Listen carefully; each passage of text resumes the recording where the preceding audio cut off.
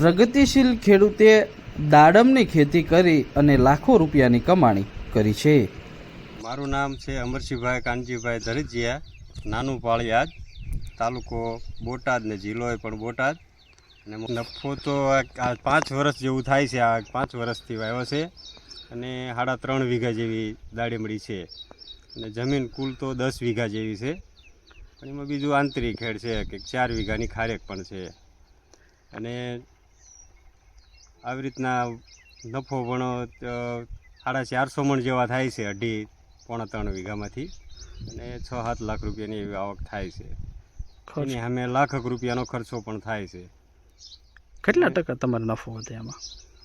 એમાં તો નફો તો કેટલો વધે, આમ 80% જેવું રહે। જાત તો આ ગોટી કલમ છે, રોપા લાવ્યા હતા અને વાવેતર તો આ 13.5 ફૂટ જેવું આસપાસનું છે વખાડું। અને વેચાણ તો અહીંયા બોટાદે જાય છે, અમરેલી આ નજીકના સેન્ટરમાં, અને બાકીના જે બારોબાર લઈ જાય છે અહીં ઘેરે બેઠા એ તો ઝારખંડ ને એવા બધા UP ઝારખંડ ને એમ બધે જાય છે આગળ। બોટાદ જિલ્લામાં મોટાભાગના યુવા વર્ગ અને વ્યક્તિઓ પરંપરાગત ખેતી છોડી બાગાયત વિભાગની ખેતી કરી રહ્યા છે। બાગાયતી પાકમાં લાખો રૂપિયાની આવક થાય છે। બાગાયતી પાકમાં ધરજીયા અમરસિંહભાઈએ 3 વીઘાથી 4 વીઘા 3.5 વીઘા જેટલા જમીનમાં દાડમનું વાવેતર કર્યું છે અને 6 થી 7 લાખનું વાર્ષિક ઉત્પાદન મેળવી રહ્યા છે। અમરસિંહભાઈ પાસે 10 વીઘા જમીન છે, જેમાંથી અન્ય ફળફળાદી પાકનું પણ વાવેતર કરે છે અને સાથે 4 વીઘામાં આ દાડમનું વાવેતર કરે છે। દાડમનું UP અને ઝારખંડમાં પણ વેચાણ કરવામાં આવે છે।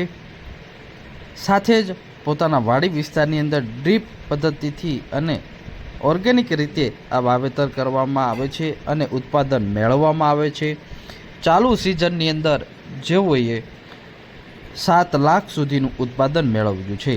તો સાથે જ બાગાયત વિભાગ દ્વારા દાડમના પાકમાં સબસિડી પણ આપવામાં આવી હતી, જેથી અમરસિંહભાઈ વધુ પ્રગતિશીલ ખેડૂત બન્યા છે। અમરસિંહભાઈ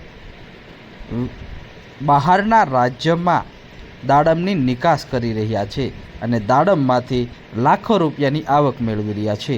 80% જેટલી નફો આ દાડમમાં વધી રહે છે અને હાલ ઉત્પાદન પણ સારું મળી રહે છે।